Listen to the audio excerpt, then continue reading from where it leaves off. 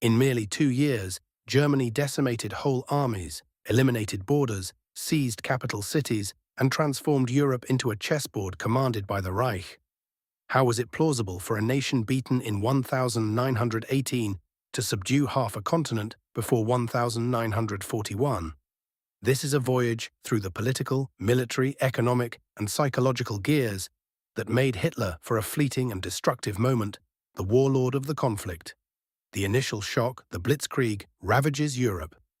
During the early hours of September 1st, 1939, German artillery opened fire on the Polish border station of Westerplatte. Minutes later, Stuka Ju-87 dive bombers swooped with screaming sirens upon Polish columns. Military transmissions were flooded with accounts of simultaneous penetrations in multiple sectors, without prior announcements, without prolonged ultimatums. With a pace exceeding anything witnessed in the First World War, Poland, with over 1 million mobilized troops, braced itself for a battle of attrition. In just 36 hours, Warsaw was partly isolated. On September 8th, panzer divisions reached its outskirts. On the 17th, the Soviet Union trespassed from the east under the Molotov-Ribbentrop Pact. On the 27th, the Polish capital yielded. On October 6th, the final pockets of opposition fell. A sovereign power had been wrecked in just 5 weeks. During the final stage, more than 700,000 Polish fighters had been taken captive. The Wehrmacht pushed forward with motorized columns that traversed up to 60 kilometers a day. Infantry divisions walked behind them, utilizing the breaches they created. Aircraft ruined communications and exit routes before defensive lines could be formed. Foreign military watchers spoke of a lightning war, a blitzkrieg. On April 9th, 1940, Operation Weserübung commenced. Denmark was seized in a matter of 6 hours. Its military surrendered without being able to arrange. Norway, backed by British and French troops, fought for 2 months, but fell on June 10th. The Germans utilized paratroopers, airborne drops, synchronized naval missions, and seasoned aviators. The seizure of Narvik, Trondheim, and Oslo guaranteed Sweden's provision of iron ore, crucial to the war trade. London noted that the foe was able to perform multiple amphibious and air campaigns without missing a beat. On May 10, 1940, without diplomatic pause, Germany largely attacked the Netherlands, Belgium, and Luxembourg. The Netherlands possessed an army of 280,000 men and defences near the Yssel River and Fort Corner. The Luftwaffe destroyed the heart of Rotterdam in a matter of minutes after asking for its submission. The risk of repeating this in other towns led to the Dutch surrender on May 15th. The Belgian force, numbering around 650,000, held at Eben-Emael, deemed one of the most safe forts in Europe. It was neutralized in under 24 hours by gliders that landed German commandos onto its sites. On May 28th, King Leopold III surrendered. While this was occurring, the bulk of the French force and the British Expeditionary Group were shifting into Belgium. According to the Dial-Breda plan, the Wehrmacht performed the Sichelschnitt, the sickle cut suggested by Manstein. Army Group A traversed the Ardennes, deemed impossible for tanks. More than 40 divisions, including 7 panzer divisions, crossed in just 3 days. On May 13th, Guderian and Rommel forced the crossing of the Meuse River at Sedan and Dinant with huge Stuka backing. The French artillery was beaten before it could arrange an effective defensive fire. The German push formed a wedge that split the Allies. By May 20th, panzer units had reached the English Channel shore at Abbeville, trapping over 300,000 British and French troops at Dunkirk. From May 26th to June 4th, Operation Dynamo rescued 338,226 men, but at the expense of leaving weapons, vehicles, and heavy gear. Although France was still battling, it had lost its prime mobile forces. On June 5th, the second phase started, Case Red. Without British aid on the ground and no space to move, the French army crumbled. On June 10th, Italy entered the war against France to win territorial perks. On the 14th, Paris was named an open city and seized without urban resistance. On June 22nd, the armistice was inked in the same railway car at Compiègne. where Germany had admitted its defeat in 1918. France, the triumphant military power of the Great War, had been beaten in just 6 weeks, losing 1.5 million prisoners. In less than a year, Germany had wrecked 4 national armies. It held the Atlantic coastline from the Arctic Circle to the Pyrenees. Great Britain was left alone in Western Europe, relying on its fleet and air wing to stop invasion. In April 1941, Hitler continued the process. The assault on Yugoslavia was launched on April 6, following a coup d'état that ran counter to Axis interests. Within 11 days, Yugoslav opposition crumbled after massive bombing raids on Belgrade. Greece, which had previously fought Italy since 1940, was struck simultaneously with backing from German armored units redeployed from the Balkans. On April 27, Athens was seized. In total, 340,000 Yugoslav soldiers and 225,000 Greeks were caught. On May 20th, the Luftwaffe launched Operation Mercury on Crete, the biggest airborne drop to date. Despite heavy costs, the paratroopers secured the isle within 10 days. The map of Europe had been radically changed from northern Norway to the Mediterranean, from the Pyrenees to the Balkans. The German forces had shifted borders in a matter of months. The cumulative push exceeded 3,000 linear kilometers of conquered fronts. More than 4 million enemy soldiers had been taken. The Wehrmacht had shown its skill to operate in Arctic zones, mountainous lands, fortified areas, defensive flanks deemed impossible, and regions with Allied support. The rates of progress exceeded historical records. In the Western Campaign of 1940, panzer divisions covered 600 kilometers in 2 weeks. Pre-ground bombardments froze command hubs and railway lines. Mechanized columns did not wait for standard infantry but exploited breakthroughs before the foe could mount a coherent defense. This mobility allowed for multiple encirclements and the ruin of entire units before they could get reinforcements. The offensive not only wrecked armies, it crippled the political capacity for mobilization of the targeted nations. Its speed deprived Allied governments of time to build a defensive will. In France, the Council of Ministers debated an armistice when entire parts of the land had not yet been seized. The psychological shock worked in parallel with the military maneuver. Between 1939 and mid-1941, the Blitzkrieg had toppled 6 governments, dissolved 5 national armies, and forced the world's greatest colonial power to retreat to its home island. Dominance over continental Europe was reached without a protracted war of attrition. This chain of rapid wins did not rise from improvisation, but had been prepared for years through a mix of military reorganization, technological updates, and intensive doctrinal training. The impact of these lightning campaigns had been preceded by a methodical rearmament that began after 1933, when the Germany that rose from the Treaty of Versailles began to build the machinery that would execute these offensives. Strategic rearmament and German modernization. When Adolf Hitler assumed power in January 1933, the German army was limited to 100,000 men, lacking tanks and military aircraft, restricted by the Treaty of Versailles. The Reich was arranged into 7 infantry divisions and 3 cavalry divisions without heavy arms or a unified command for offensive tasks. However, from the very start of the new regime, a systematic process of secret rearmament began, changing these forces into a mechanized apparatus of millions of soldiers ready for highly mobile campaigns. In October 1933, Germany withdrew from the League of Nations to avoid probes into its growing covert military activity. In March 1935, Hitler publicly stated the existence of the Luftwaffe under the command of Hermann Göring and announced the return of conscription, immediately boosting the army to 36 divisions. By the end of 1935, the German army numbered 500,000 men. In 1936, with the remilitarization of the Rhineland, the Wehrmacht showed its capacity to exert political sway through military force as a tool of strategic pressure. The rearmament was led by the War Ministry under Werner von Blomberg and the newly established High Command. General Ludwig Beck designed new structures for armored and motorized divisions.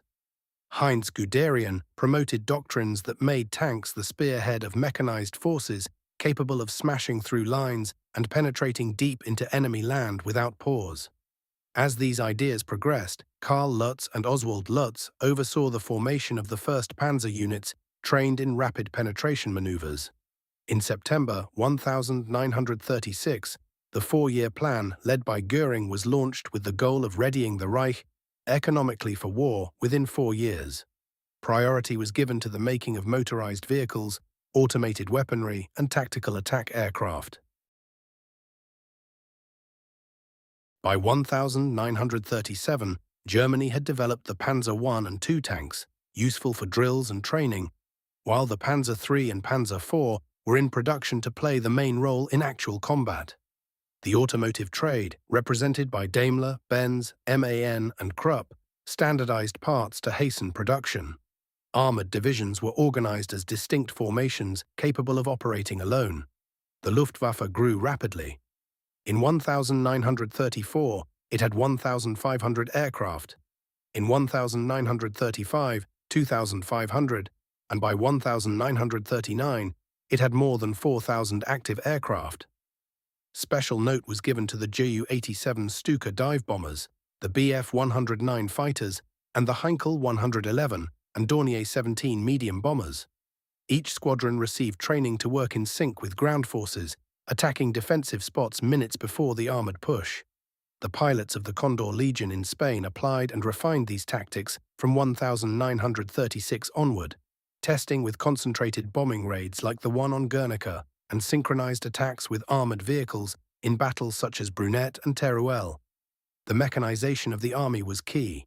In 1933, there were only 3,000 military vehicles. By 1939, there were more than 120,000. The share of motorized divisions grew year by year from 0 in 1933 to 10 panzer divisions in 1939. Infantry divisions received support from transports, liaison motorcycles, and 37mm anti-tank guns. Engineer units were trained to build mobile bridges over rivers in a matter of hours. Artillery was towed by half-track tractors such as the ZD-KFZ 7, allowing it to move at the pace of armored divisions. Doctrinal training focused on offensive drive. Military schools left static defensive scenarios and adopted exercises based on rapid deep penetration attacks. Unlike the armies of the First World War, the new Wehrmacht did not train to hold spots, but to crush the enemy before they could regroup. Radio transmissions became common within tanks and between air and ground units. Each panzer commander had direct contact with their subordinates, allowing them to redirect attacks on the move without halting the progress. Between 1933 and 1939, the Reich's military budget rose from 1.9 billion to over 30 billion marks. The share of military spending to gross domestic product grew from 1% to 23%. The steel industry doubled its steel output between 1934 and 1938, and synthetic fuel output increased through firms like IG Farben. Economic autarky was encouraged to ensure a protracted war. Although the tactical goal was to wage swift, resource-efficient campaigns, the army formed a new corps of young officers imbued with an aggressive mindset. Generals such as Walter von Reichenau, Gerd von Rundstedt, and Fedor von Bock were placed into command structures adapted to modern warfare. The general staff was rearranged under Franz Halder to plan large-scale operations with synchronized movements on multiple fronts. The Zossen maneuvers of 1937 showed the ability of armored forces to advance over 100 kilometers in 48 hours across mock terrain. The first practical uses of rearmament occurred in 1938. During the annexation of Austria in March, the Anschluss motorized units crossed the border without resistance and took control of the land within a day. In September 1938, the pressure exerted on Czechoslovakia through the Sudetenland crisis showed the Reich's potential for military intimidation. In March 1939, after occupying Bohemia and Moravia, Germany annexed the Skoda factories, increasing its industrial capacity to make weapons and vehicles. The integration of military resources, industrial capacity, and offensive doctrine defined a war machine prepared for deep-seated maneuvers. It wasn't simply a matter of making more weapons, but of structuring an army capable of rapid attacks, penetrating defenses, disrupting enemy cohesion, and replacing trench warfare with breakthrough warfare. The mix of panzer divisions, motorized infantry, and direct air support became the standard operational model. The war plans for 1939 incorporated simultaneous training for the Army and Air Force. Every ground attack was to be preceded by short, high-precision tactical bombing raids. The objective was not to completely destroy the enemy from the air, but to disrupt their command during the first few minutes of the attack. Motorized columns moved immediately after the bombing raids, preventing the defenders from regrouping. The rearmament also included the psychological preparation of the nation. Youth organizations like the Hitler Youth physically trained millions of teenagers for military service. Propaganda presented the war as an inevitable and glorified act. Discipline was fostered in factories, schools, and training units, consolidating a population accustomed to total mobilization. By September 1939, Germany had 98 divisions, 10 of which were panzer divisions and 4 motorized, with a total of over 3.7 million mobilized troops. The Luftwaffe fielded approximately 1,200 bombers, 1,000 fighters, and 600 reconnaissance and transport aircraft ready for immediate operations. The Reich's economy was completely reoriented toward offensive warfare, and the military apparatus had been specifically designed for rapid campaigns, not prolonged defenses. This set of structural, technological, doctrinal, and industrial reforms transformed Germany into a power capable of continuously executing lightning campaigns, linking victories before the enemies had a chance to reorganize. The application of this preparation would materialize in an operational doctrine that combined speed, surprise, and total coordination between armored and air forces. Blitzkrieg doctrine, speed, surprise, and coordination. The doctrine that changed the notion of combat wasn't a single manual. It was a series of principles applied in sync.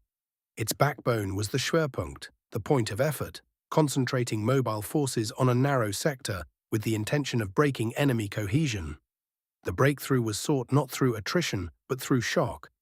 Air support that paralyzed command and communications, armored vehicles that penetrated the gap, motorized units that exploited the breach, and towed artillery that ensured the advance. Each component fulfilled a defined function, executed in a timed sequence. In operational practice, 3 phases were distinguished: breakthrough, exploitation, and annihilation. Breakthrough was the initial assault, tactical airstrikes on command centers, bridges and railway junctions, reconnaissance infiltrations, and special operations against key points. Exploitation followed immediately. Columns of tanks and motorized vehicles advanced 30 to 60 kilometers daily, often more, until supply and retreat lines were severed. Annihilation completed the encirclement, flanking maneuvers that transformed enemy formations into pockets, Kesselschlacht, and forced them into surrender or systematic destruction. Communications were crucial. VHF radios in tanks and light vehicles allowed battalion and regimental commanders to receive orders and return information in real time, wherein 1,914 commanders were limited to written messages or messengers. By 1940, they could redirect advances on the move. This speed of decision-making in the hands of officers trained under Auftragstaktik, mission doctrine, transformed small tactical impulses into operational maneuvers. Initiative was delegated.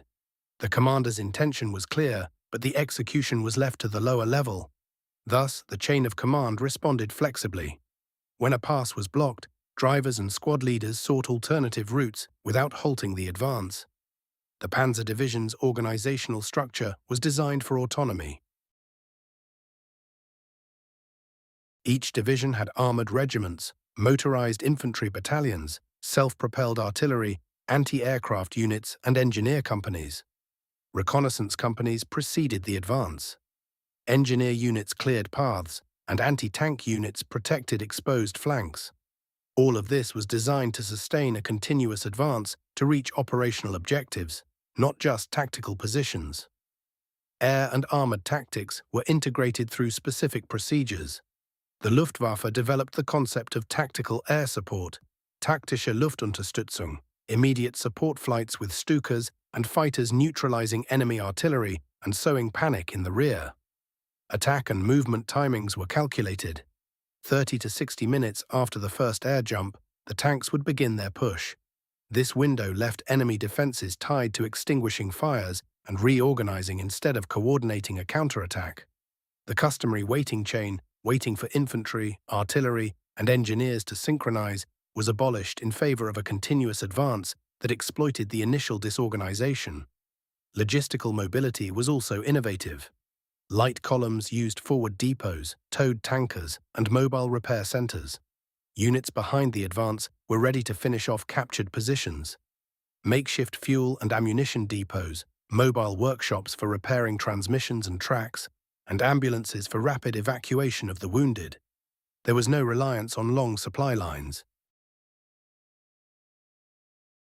Instead, a semi-mobile network was created that adapted to the shifting front.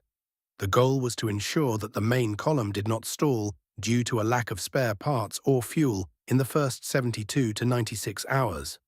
At the operational level, Bewegungskrieg, maneuver warfare, was employed with deep advances whose axes did not always coincide with enemy administrative lines. The aim was not to occupy the entire front, but rather to isolate critical sections and leave the rest fragmented. The maneuver exploited weaknesses in the enemy's human geography, communication hubs, bridges, and logistical links. A successful crossing of a minor river could be more decisive than a frontal assault on a fortified city. Target selection followed criteria of immediate impact. Transmission centers, fuel depots, railway junctions, power plants, and bridges. Each target disrupted the operational elements that allowed the defense to regroup. In this sense, the Blitzkrieg was as much technical as psychological. It sought to paralyze wills and stifle the enemy command's initiative in the initial stages of the confrontation. Training and doctrine emphasized timing. Pre-war exercises and maneuvers measured reaction speed and interoperability. The 1937 and 1938 maneuvers incorporated simulations of breakthroughs and deep exploitation, coordination times with air power, and rapid resupply procedures. Training not only in tank driving and piloting, but also in inter-arms cooperation was a factor that enabled operational leaps. When war broke out, flexibility was the rule. Orders contained objectives and timeframes, not rigid instructions. Commanders were expected to adapt their operations to the dynamics of the field. When one axis became bogged down, a second piece of heavy machinery was repositioned to open another line of advance. This operational redundancy increased the chances of success. Local failure did not mean the failure of the campaign. The doctrine relied on specific technical innovations. The use of armor with integrated radios, improved targeting systems, and self-propelled light artillery reduced reaction times. The combination of light reconnaissance tanks with medium tanks for exploitation and heavy tanks in support formed a scale of force that could be adapted to the terrain and the enemy. Furthermore, the doctrine promoted the use of assault engineers to neutralize obstacles in hours, not days. The economy of surprise was another doctrinal variable. Operations involving strategic deception, false marches, visible concentrations in secondary sectors, rudimentary electronic signals, warfare created uncertainty. Deception plans undermined enemy reserves by inducing inappropriate deployments. While the real blow came from elsewhere, the ability to maintain movement while preserving surprise was a distinguishing feature. On the tactical front, the result was clear. A fractured front, isolated enemy units, and disconnected commands. Operationally, a corridor of 50 to 200 kilometers allowed for the encirclement of prisoner groups and the capture of logistical centers. Strategically, the sum of these corridors, defined as axes of penetration, transformed the war into a series of cumulative blows that dismantled the nation's capacity for resistance. The doctrine was not immutable. It evolved during the conflict, adapting to both failures and successes. However, at its core, it maintained three constant mandates: concentrate forces, maintain decentralized initiative, and coordinate air and ground operations with precise timing. This operational triangle produced short-term results that demoralized adversaries and enabled the conquest of vast territories in surprisingly short periods. The effectiveness of this doctrine, however, depended on an external condition: the enemy's inability to react with equal mobility and synchronization. When this inability existed, the German system exploited the window of temporary superiority until it became territorial control. If the enemy's reaction failed to reorganize its command, protect logistical hubs, or establish mobile counter-axes, the German advance consolidated in record time. Based on that operational reality, the next question is obvious and decisive. How and why did the opponents fail in the face of a concept that worked with military precision and political speed? Disorganization and underestimation of their enemies. When the drums of war began to beat, the Allied armies reacted with structures and plans designed for a different kind of conflict. France had built the Maginot Line and designed its strategy to repel a static frontal assault. Great Britain relied on maintaining maritime control and an air force capable of preventing mass invasions. Poland placed its faith in the promise of ground reinforcements that never arrived in time. These operational assumptions, deep defense, a war of attrition and rapid Allied support, clashed with the German tactic of breakthrough and exploitation. The disconnect between doctrine and reality resulted in concrete and measurable failures. The Allied mobilization was slow and fragmented. France declared general mobilization on September 1st, 1939, but the transition from territorial units to operational divisions took weeks. Many reserves were tied up by bureaucracy, administrative regulations, and transportation shortages. The French army still carried the legacy of the First World War: centralized command structures, static ammunition depots, and logistics designed for defined fronts. The numerous artillery pieces required time to deploy and recalibrate. In 1940, many batteries could not be repositioned as quickly as required by the breakthrough at Sedan. Allied communications were deficient in mobile radios and inter-branch liaison protocols. Numerous French and British regiments still relied on fixed telegraphy and messenger services. Their ability to receive real-time orders was limited. Where the Wehrmacht introduced radios in cars and trucks, the enemy retained stationary systems. The result was predictable: commanders without timely information, delayed orders, and poorly coordinated counterattacks that failed to close operational gaps. The Allied strategic plans revealed conceptual flaws. The Dial-Breda plan called for Franco-British forces to occupy Belgium and the Netherlands to halt a German offensive there. However, its implementation resulted in tactical shortcomings.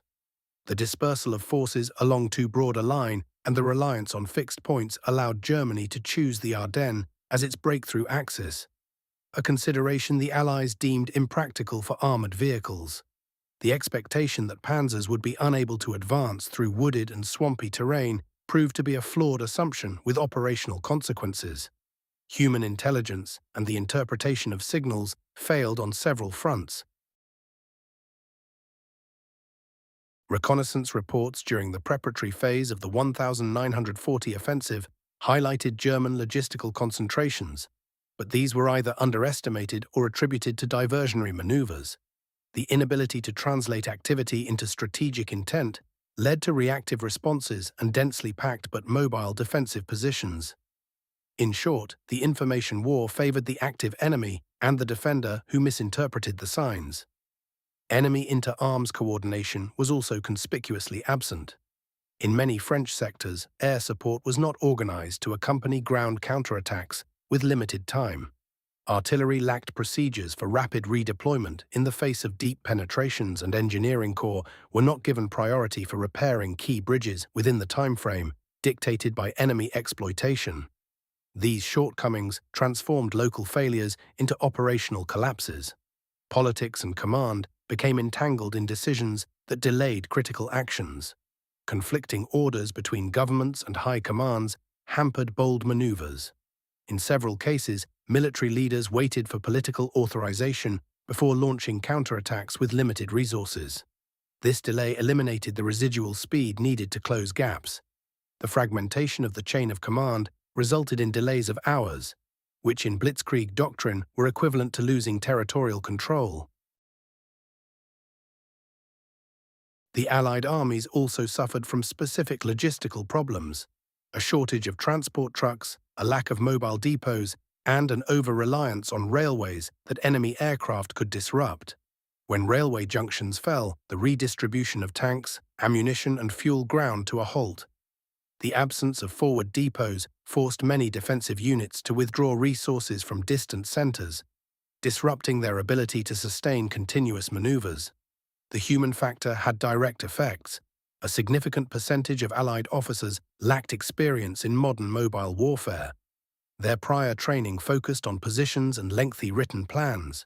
Military culture promoted precision in the execution of orders rather than decentralized initiative.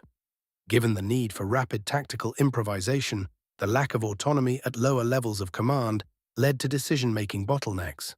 Where the Wehrmacht delegated authority, the Allied forces awaited instructions from higher commands. Technical logistics also hampered the Allied forces. A shortage of radios in reconnaissance units, a lack of spare parts for Allied panzer vehicles when they even had them, and reliance on vehicles unsuitable for terrain that required tracks. Allied effective mobility was lower on average per division. This exacerbated the gap when advance and retreat speeds were measured. On the strategic front, diplomacy and political fears hampered offensive decisions. The United Kingdom, balancing public opinion and capabilities, ruled out massive continental operations without securing supreme air superiority. France, fearing the loss of colonies and obscured by political debates, prioritized a defensive approach that left its deep penetration routes exposed. These political constraints translated into operational rigidity. Specific command errors added fuel to the fire. Decisions to disperse reserves to contain multiple points instead of concentrating them on critical axes. Orders for poorly timed counterattacks launched without consolidated air coordination, and the absence of a mobile reaction force capable of closing the gaps. The sum of these errors created pockets of encircled forces where the inability to establish orderly lines of withdrawal led to massive losses of equipment and personnel. The result was clear in both figures and facts. Armies with numerical superiority in men and equipment were neutralized by their inability to maneuver. Masses of prisoners replaced organized resistance forces, and the loss of heavy equipment through abandonment multiplied the German offensive advantage. The conceptual strength of the defense, fixed lines, fortifications, static artillery, proved vulnerable to the speed of the breakthrough and the lack of adequate mobile countermeasures. The disorganization of the opposing forces was not uniform. In some areas, reaction, improvisation, and courage managed to halt and delay advances. However, most of the Allied armies were unable to reconcile the need for mobility with their static structures in real time. This collective incapacity offered the Wehrmacht the operational window of temporary superiority that it exploited to the point of strategic control. From this set of failures, logistical, doctrinal, communicational, political, and command-related, emerges the following explanatory layer: why the German operational organization not only advanced, but did so with a general staff coordination that planned, prioritized, and executed with superior efficiency. The German superiority of the general staff. The Wehrmacht's ability to conduct large-scale coordinated operations relied on a professional general staff, a legacy of the Prussian tradition that survived the Treaty of Versailles. While many European armies centralized decision-making within a small political military circle, Germany possessed a technical operational structure trained to plan complex maneuvers in advance and with room for adaptation. This body, formed during the Weimar Republic, was the core upon which the offensive strategy of 1939 to 1941 was built. The Oberkommando des Heer, OKH, headed by General Franz Halder in the crucial years leading up to the war, developed a planning model based on the sequencing of operational phases: breakthrough, deep advance, pincer movement, and logistical consolidation. Each operation was divided into modules executable by army groups. Army groups, corps, and divisions had clearly defined tasks based on objectives measurable in time and territory. Orders were structured within defined timeframes, not as vague intentions. For example, the instruction for an advance was not limited to penetrating the enemy line, but required reaching a geographical point, encircling a logistical node, and preparing defensive flanks within a specific number of hours. The German planning system was distinguished by its flexibility. Operations included alternative routes of advance, contingencies for rapid reaction to counterattacks, and provisions for redeploying forces. Instead of relying on a rigid plan, the OKH established a layered planning method. Strategic objectives were translated into operational missions, and these into tactical tasks, each with room for improvisation within a common framework. This system ensured that a breakthrough at one point did not halt the overall advance of the front. Operational leadership relied on commanders trained to think in terms of movement and penetration. Generals such as Gerd von Rundstedt, Fedor von Bock, Wilhelm von Leeb, and Walter von Reichenau commanded army groups with a deep understanding of operational doctrine. Each oversaw between 30 and 40 divisions, ensuring that the pace of the front's advance remained consistent with the depth planned by the OKH High Command. This level of command possessed sufficient autonomy to adjust operational phases without waiting for lengthy higher authorizations. The Panzer Corps, led by figures such as Heinz Guderian, Hermann Hoth, and Erwin Rommel, applied operational doctrine with calculated aggression. The General Staff provided them with broad objectives: cutting a railway line, reaching a specific river, closing an enemy pocket, while allowing them the freedom to select precise routes, employ reserves, and decide when to force a crossing rather than seek a weak point. This decision-making capacity enabled them to adapt to the terrain, the weather, and enemy resistance without paralyzing the operation. Coordination between ground and air units was also planned at the operational level. The Luftwaffe, under General Wolfram von Richthofen, in several campaigns integrated its actions with ground commands through air links assigned to each corps. Air officers traveled in armored vehicles with ground command to authorize bombing raids on site without waiting for authorization from Berlin. This avoided delays that would have disrupted the offensive. Meanwhile, the OKH field headquarters maintained direct lines of communication with the Luftwaffe High Command to coordinate air-ground phases within precise time slots. The operational rhythm was maintained through a programmed rotation of forces. Panzer units led the breakthroughs, followed by motorized divisions to widen the gap, and subsequently by infantry divisions to consolidate the captured area. While this was happening, other armored divisions were already being moved toward the next planned breakthrough point. In this way, the Wehrmacht linked multiple partial offensives within a single overall operation, keeping the enemy in a constant state of readiness. Operational planning made each phase the prelude to the next, forcing a continuous offensive without strategic pause. German logistics were adapted to the operational model from the planning level. The General Staff defined supply routes that directly followed the axes of advance, with mobile depots assigned to each corps. Quartermaster officers established mechanisms for immediate local requisition of fuel and food when needed.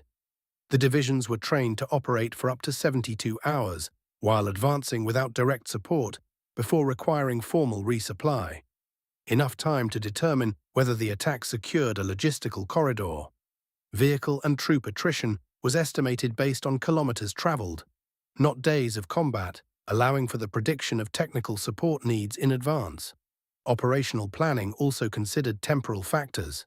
The Wehrmacht selected offensive dates based on weather, terrain conditions, and the agricultural calendar in enemy countries, anticipating the effects of rain or snowmelt on mechanized mobility. Night marches and dawn breaks were timed to maximize surprise and minimize the enemy's defensive preparations. The goal was to control the clock as much as the terrain. Staff officer training focused on resolving rapidly changing situations under pressure. War colleges conducted time-limited tabletop exercises, forcing commands to produce functional plans in a few hours with incomplete information. This methodology replicated the challenges of the field and strengthened the ability to make quick decisions without compromising operational coherence. The quality of the German operational system became evident in campaigns requiring large-scale maneuvers. In Poland, the rapid movements of army groups north and south converged on Warsaw, following a pre-planned simultaneous pincer movement. In France, the Sichel-Schnitt was executed according to a scheme where each corps advanced at predetermined times to avoid road congestion and ensure continuous troop rotations. In the Balkans, the coordinated movements against Yugoslavia and Greece demonstrated the ability to deploy entire armies between distant fronts with synchronized, mechanized, and traditional forces. The German General Staff not only planned, but also supervised and modified the ongoing operation. Specialized teams of officers inspected units to ensure adherence to operational timelines. Delays were assessed, and advanced routes or priorities were reassigned to maintain momentum. In situations of unexpected resistance, pre-positioned reserves were activated to counter the setback without halting the main advance. Operational attrition management was integrated into planning. The loss of a percentage of vehicles, personnel, and fuel was assumed after each phase, but fresh units were available to replace them. Operational echelon planning ensured that the front did not grind to a halt, even when entire divisions were temporarily out of action due to exhaustion or technical losses. The combination of operational precision, tactical decentralization, and logistical foresight created a structure capable of absorbing unforeseen events and transforming them into new offensive phases.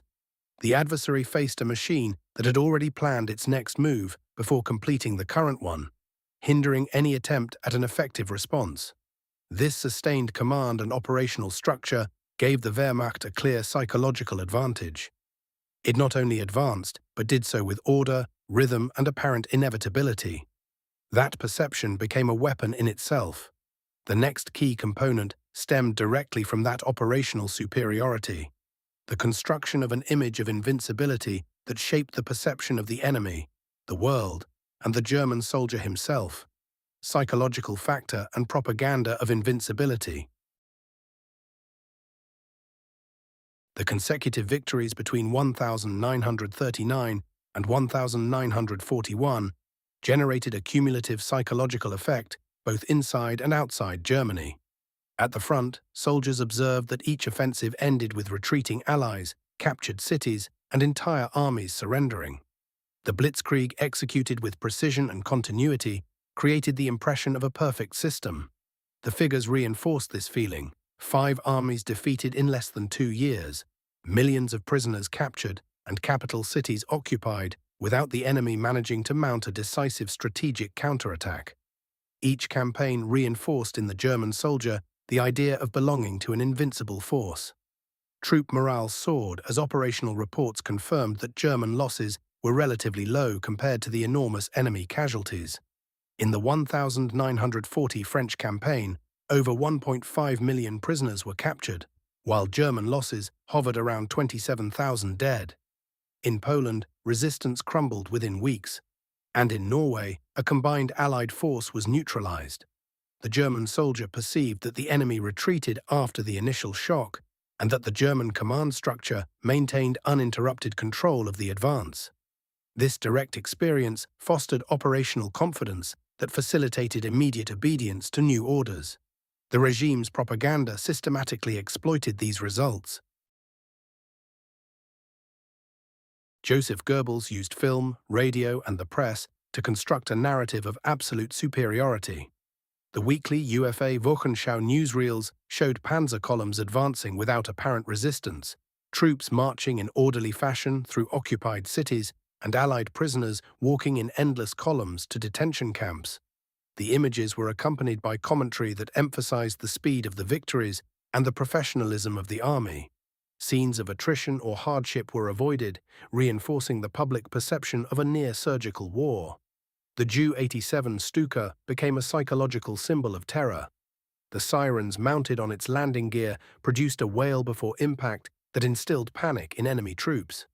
The Luftwaffe began bombing key locations accompanied by this sound, which was soon associated by the enemy with an imminent breakthrough. In the early days of the war, Polish units abandoned their positions upon hearing the Stukas before even assessing the effects of the attack. In France, the appearance of these bombers over the Meuse crossings contributed to the defensive disorganization before the German tank assault. The sense of inevitability seeped into enemy commands. French commanders reported in May 1940 that the enemy seems to be multiplying due to the speed with which they appeared in different sectors.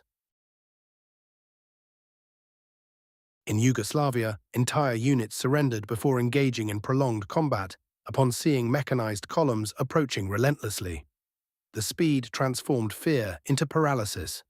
Armies accustomed to static fronts crumbled before deep breakthroughs that destroyed any hope of reorganization. The regime's propaganda emphasized the contrast between the supposed democratic chaos of the enemies and German discipline. Speeches stressed that the defeated nations had collapsed not only militarily but also morally. Goebbels ordered radio bulletins to use language that linked victories to order, precision, and the historical destiny of the German people. Each broadcast alluded to successes as part of a planned process, reinforcing the idea of a perfectly designed machine for domination. On the international stage, the initial results altered strategic perceptions. Neutral states such as Spain, Sweden, and Turkey reconsidered their position in the face of a power that had defeated France in 6 weeks. Italy decided to join the war in June 1940 when it saw that a German victory seemed assured. Japan modified its plans in Asia, considering indirect coordination with Germany after the fall of Western Europe. Even the Soviet Union, despite its pact with Hitler, began an accelerated military reorganization for fear that the Reich might expand beyond the agreed-upon territories. The psychological effect was also felt in the occupied territories in Paris, Brussels, Warsaw, and Athens. The orderly entry of German troops was used in propaganda as proof of uncontested authority. Parades in the Champs-Élysées, Vienna, and Prague were filmed and distributed widely to demonstrate the extent of territorial control. Swastika flags flying over European capitals became a constantly repeated visual message. On the German home front, the myth of invulnerability was reinforced by troop return ceremonies, carefully crafted official reports, and a narrative that presented each campaign as a natural phase in the Reich's rise. Newspapers highlighted prisoner accounts, captured cities, and routes of advance, reducing the conflict to a linear sequence of successes. The civilian population, subjected to tight information control, internalized these results as proof of national superiority. The enemy's psychology was undermined by the constant feeling that there was no time to reorganize defenses. In campaigns like those in Greece and Yugoslavia, the speed of the advance led local governments to capitulate before entire sections of the army had even seen combat. The idea that resistance was futile shortened the duration of engagements. The Wehrmacht thus achieved victories not only through superior material capacity, but also through anticipated moral collapse. This perception of invincibility was sustained because the German military structure was able to maintain a continuous sequence of offensive campaigns without prolonged interruptions. Each victory served to bolster army morale, internal obedience, and the international perception of the Reich's power. But this continuity required not only doctrine, command, and propaganda. It depended on an economic base capable of sustaining an intensive, rapid, and mobile war machine for short periods. The Reich's ability to conduct lightning campaigns depended on an economy geared towards producing weapons, vehicles, and fuel in tight timeframes under a system that prioritized operational speed over long-term sustainability.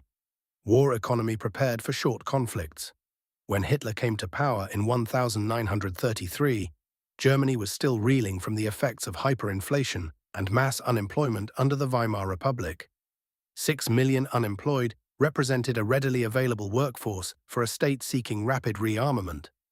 Under the leadership of Economics Minister Hjalmar Schacht, a structured recovery policy was implemented to ensure rearmament funding without triggering immediate financial collapses. MEFO bills were created, fictitious state-backed financial instruments that allowed payments to the arms industry without directly burdening the budget. This freed up vast amounts of capital to revitalize heavy industry without openly declaring a war budget. Between 1933 and 1936, military spending increased from 1.9 billion to over 10 billion marks. Steel, automotive, and chemical factories were converted to supply the army. Crude steel production rose from 7.6 million tons to over 19 million tons in 1938. Coal, the Reich's energy base, was systematically exploited to ensure partial energy self-sufficiency. With these measures, unemployment fell dramatically from almost 30% of the workforce in 1932 to less than 5% in 1937. The economic focus was on preparing for short, highly mobile wars. Production of armored vehicles, trucks, motorcycles, and aircraft was prioritized. In 1933, there were barely 3,000 military vehicles. By 1939, more than 120,000 had been produced.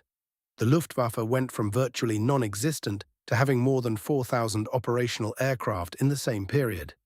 The panzer divisions, formed from 1935 onward, depended directly on an economy capable of maintaining the flow of engines, fuel, spare parts, and ammunition. Everything was geared toward campaigns of no more than 3 months, with the objective of destroying armies before the enemy economy could readjust. In 1936, the 4-year plan gave Hermann Göring absolute control over the war economy. The official goal was simple: to prepare the Reich for total war within 4 years.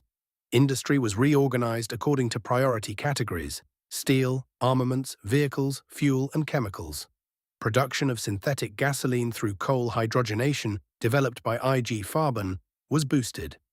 By 1939, more than 46% of the fuel consumed by the Wehrmacht came from synthetic sources. Dependence on foreign resources was partially resolved through economic alliances. Sweden supplied iron ore via Narvik.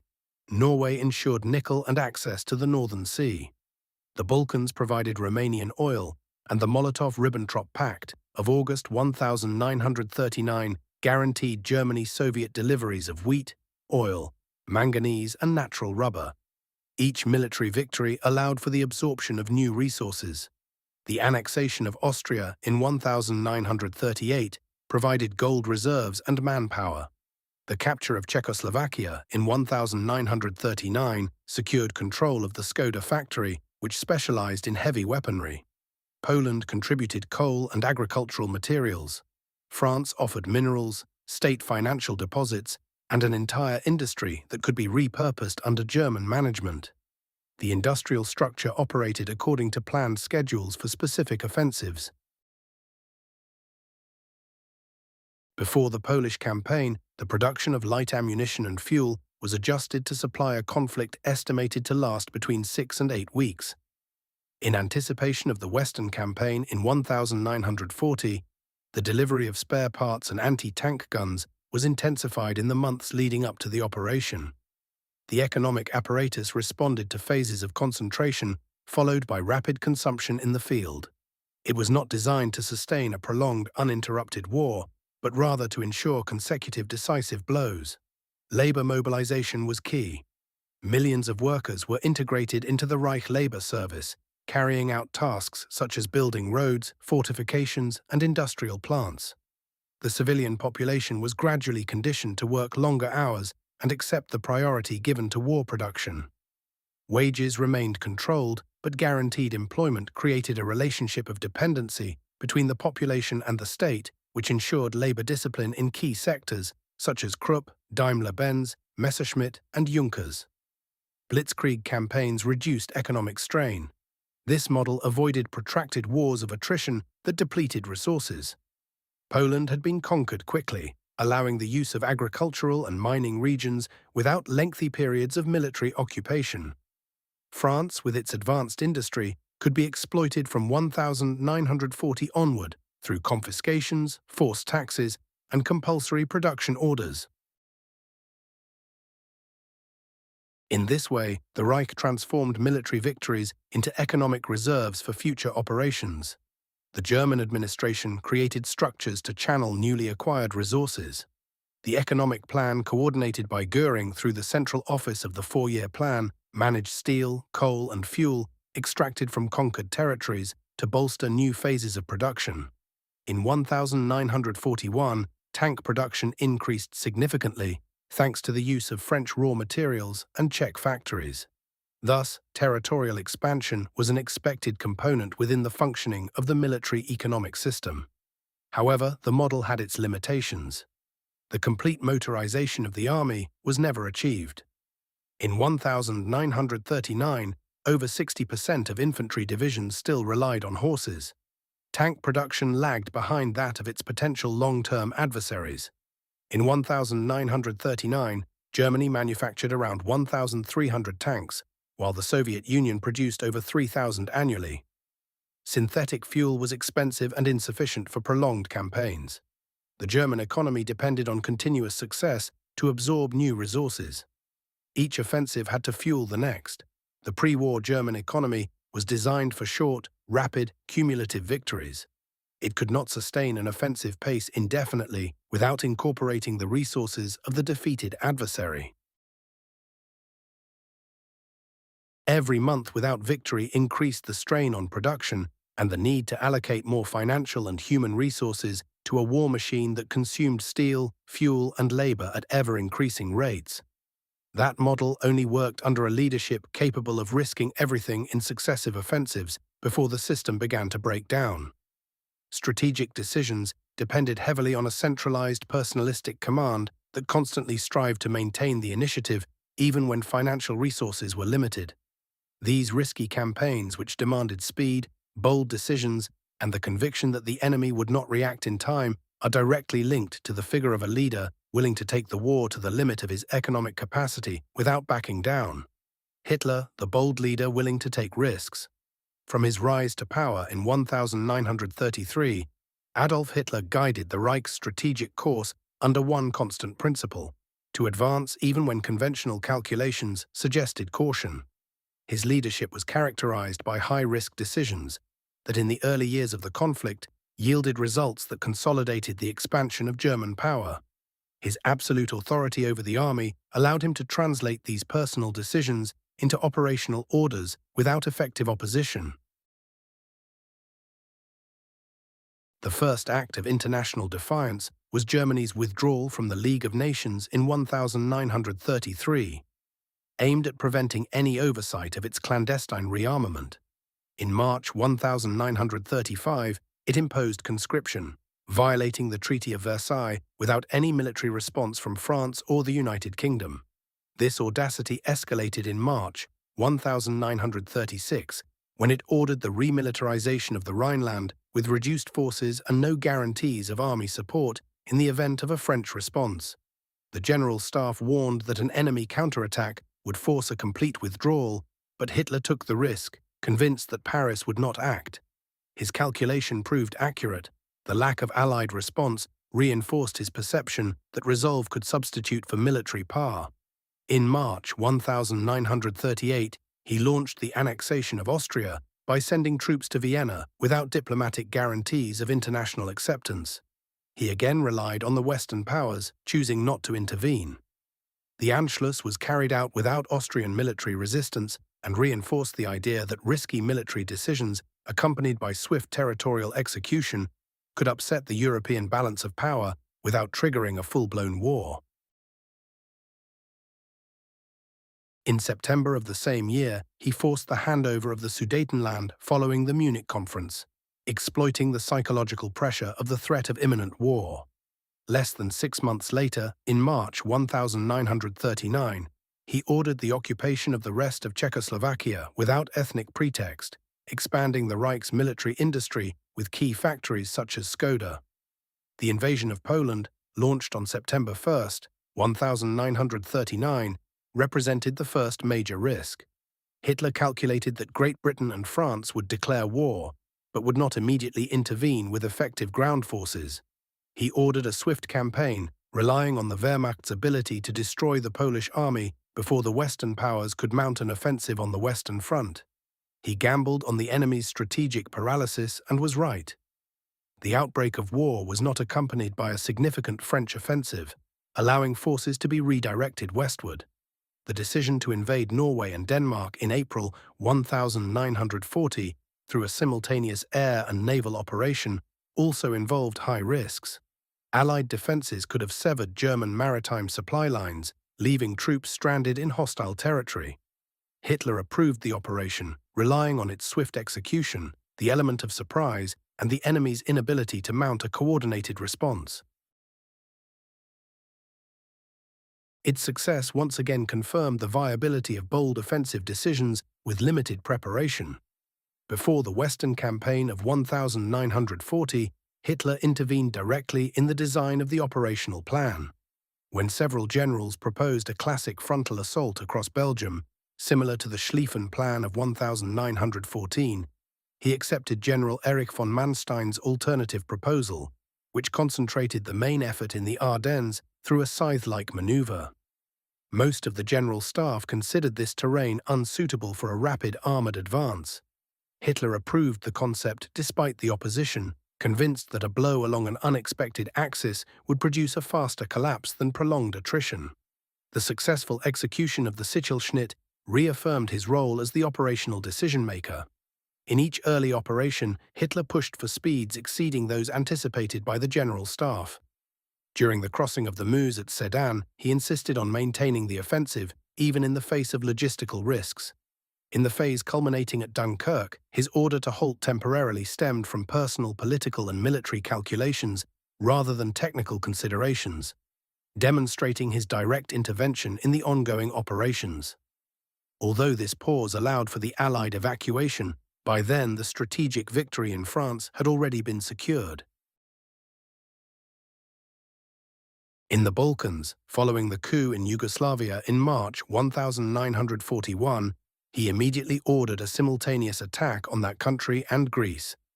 Even though large contingents were already preparing for the Eastern Campaign, he again opted for preemptive and rapid action instead of a conservative strategy. The swift victories on both fronts confirmed that even improvised operations could be successfully resolved in a matter of days if the Wehrmacht maintained the offensive initiative. Hitler believed that short wars would prevent enemies from coordinating their military might. By imposing a constant succession of offensives, he sought to prevent Britain, the United States, or the Soviet Union from forming a strong coalition or fully mobilizing their economies. He ordered attacks to be launched before the adversary had time to develop a corresponding strategic response. This sequence of continuous gambles required that each victory finance the next through the absorption of conquered territories, resources, and manpower. Strategic orders were issued with tight deadlines and limited room for deliberation. Hitler expected rapid results, viewed a breakthrough as the only acceptable method, and rejected prolonged defensive approaches in which Germany would have to compete with its rivals on sustained industrial capacity. He maintained constant pressure on the High Command to prevent the adoption of moderate strategies. The preference for direct action was repeatedly expressed under the slogan, "Act First." In this initial phase, Hitler's leadership acted as a multiplier for all other factors. His willingness to take political and even military risks allowed him to exploit doctrinal preparation, the structure of the general staff, an economy adapted to short-term conflicts, and the accumulated psychological impact of previous victories. In his scheme, the war had to be kept constantly moving to prevent internal attrition and enemy reconstitution. Each offensive was approved with the full knowledge that a significant failure could destabilize the Reich's political structure. The lack of hesitation, combined with the pressure to act before the adversaries could equalize their strength, defined a command style geared toward accelerating strategic timelines. Thus, a chain of risky decisions was continuously executed with the aim of keeping Germany always one step ahead of the enemy in terms of time. This leadership style was only effective as long as the other factors, military, industrial, and psychological, maintained functional cohesion. Its initial success was fueled by the synchronization of doctrine, logistics, economics, morale, and command. With strength at its peak and the enemy still in a state of reactive incapacity, each bold move generated an exponential effect. The cycle of offensives launched from the top of the political command was sustained as long as there was a material and strategic base capable of absorbing the risks involved. Once the initial supremacy was consolidated, the next question was how these victories transformed into a perception of absolute dominance over Europe, and to what extent this scenario shaped the subsequent behavior of all the actors involved. The conquests are crackling. Between September 1939 and June 1941, Germany transformed the strategic map of Europe through a series of campaigns that altered the global balance of power. Following the defeat of Poland, the Reich acquired a territorial buffer in the east, pushing its border to the Vistula River and gaining control over essential agricultural and mining areas. The general government administered from Krakow facilitated the systematic extraction of labor and economic resources to sustain the military machine. With the German-Soviet pact still in force, Berlin temporarily secured its eastern flank through Soviet deliveries of oil, manganese, cotton, and grain.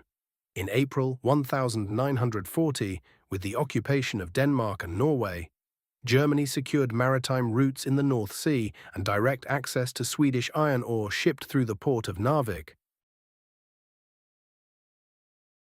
The military presence in Norway allowed for the establishment of air bases in Trondheim, Stavanger, and Narvik, extending the Luftwaffe's reach in the North Atlantic and providing cover for potential future operations against the United Kingdom. Denmark became completely subservient as a strategic corridor to Scandinavia and an agricultural supplier for the Reich. The fall of France between May and June 1940 consolidated the most significant strategic shift in Western Europe since 1871.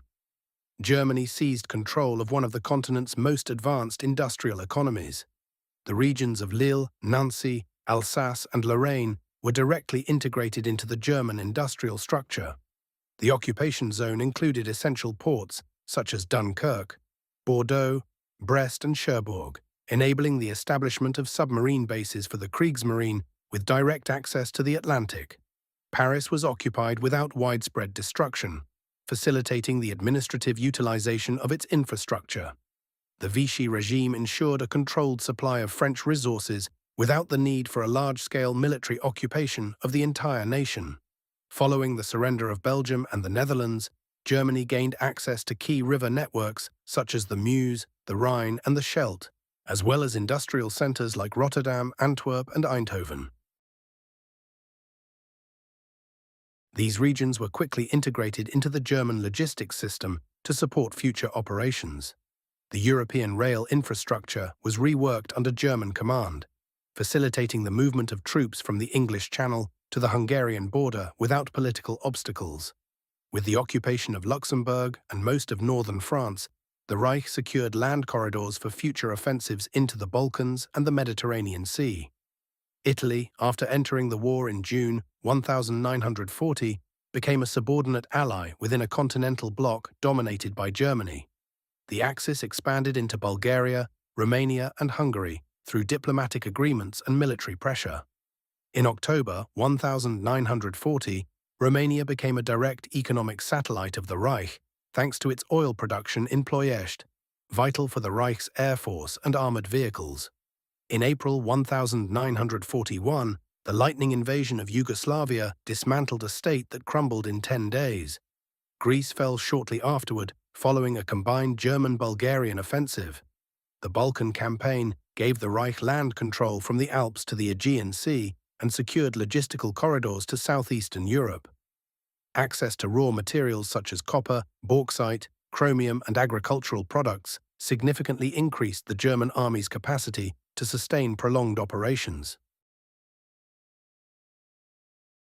The economic integration of occupied Europe allowed Germany to access enormous quantities of coal, steel, food, and labor. Thousands of factories were placed under Reich administration. Companies like Renault, Peugeot, Skoda, and Philips were used to produce vehicles, weapons, ammunition, and military equipment. Forced labor from Poland, France, Czechoslovakia, and Belgium was massively transferred to the German industrial apparatus. The continent's productive capacity was geared towards sustaining the war effort of a single dominant state. German land supremacy was unquestionable. The Wehrmacht maintained over 200 divisions deployed or in mobile reserves with the capacity to rapidly concentrate them anywhere on the continent thanks to the integrated rail network. The European home front lacked significant threats apart from aerial bombardments of Western Germany and the British presence in North Africa. The Luftwaffe operated from multiple airfields in France, Belgium, Norway, Denmark, Greece, and Poland, enabling offensive and defensive air cover in all operational directions. Great Britain was isolated in the English Channel. With Europe under German control, the United Kingdom lost direct access to its main continental allies and depended almost exclusively on transatlantic shipping routes. The German occupation of Atlantic ports such as Lorient, Saint-Nazaire, Brest, and La Rochelle provided a strategic platform for submarine warfare designed to disrupt British supply lines. The threat of invasion under Operation Sea Lion remained a tool of psychological pressure.